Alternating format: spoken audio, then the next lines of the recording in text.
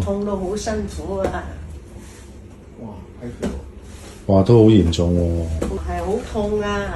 有啲醫生就話我有風濕，有啲醫生就話我坐骨神經痛。好多醫生啊，中醫啊，鐵打啦、針灸啦、推拿嗰啲啦，西醫。仲有 X 光俾咗啲消炎止痛藥我食，我食咗30日都冇用，即係所以食到個面咧白晒，西醫冇得救啊！呢30年你一路處理緊，而呢個問題都係存在嘅話，我淨係睇信號嘅啫，即係話個處理方法係唔到位啦。公婆婆你幾多歲啊？80歲。可以趌下試嘅，試下。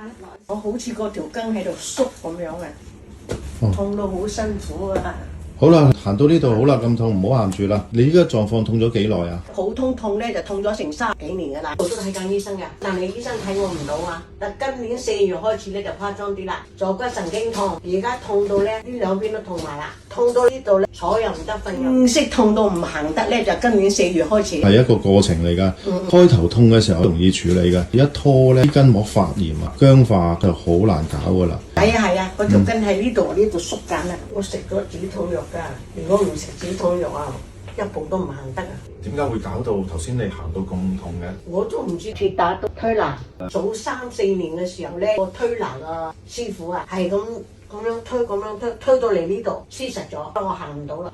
咁收尾咧走去揾嗰啲針灸師傅同我增生佢，你可以趌下行幾步。真係唔好亂嚟。嗰個問題咧，好明顯係筋膜入邊咧積咗寒瘀濕毒。啲筋咧早期係脹嘅，針對唔到去處理嘅話咧，佢就收縮。係啊，係收緊啊！我一坐到趌起身咧，唔得嘅，痛嘅，而家都脹嘅。如果喺度收縮或者脹嘅時候，你仲去推拿或者係做拔罐啦，再真空咁樣吸嘅話咧，咁你就行唔到啦。最重要係要治本，將個筋放鬆，將包裹住入邊嗰啲寒濕瘀毒咧釋放，身體一路其實有治愈能力嘅，就會吸納將轉化。呢個過程全部做啱晒，問題就可以頭1、2次已經緩解㗎啦。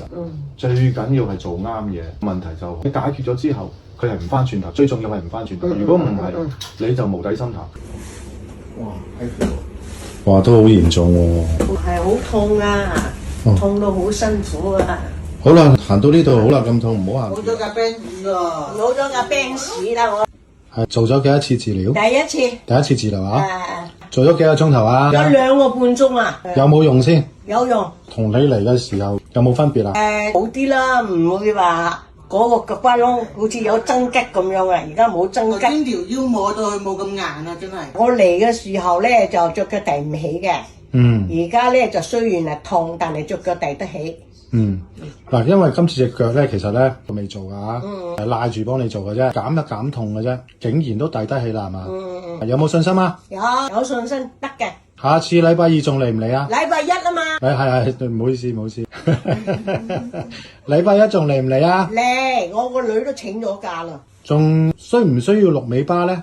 唔使啦，錄尾巴要錢㗎。